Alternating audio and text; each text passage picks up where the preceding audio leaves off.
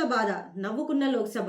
Sir, నేను 3 సార్లు ఎంపీగా గెలిచాను. మా పార్టీ 2019లో గెలిచింది.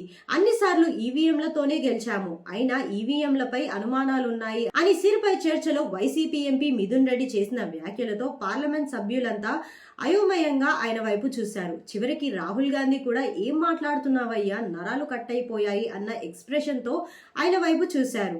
వారి గెలుపుపై వారే అనుమానాలు వ్యక్తం చేస్తే ఎవరు మాత్రం చూడకుండా ఉంటారు?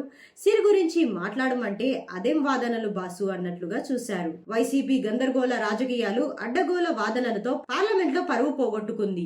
ఓటర్ల జాబితా స్పెషల్ ఇంటెన్సివ్ రివిజన్ పై చర్చ జరుగుతుంది.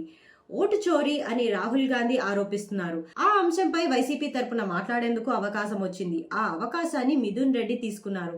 ఆయనకు మించిన స్పీకర్ గెలిచిన నలుగురిలో లేరు. అవినాష్ రెడ్డికి అలాంటి వాటిపై అవగాహన ఉండదు.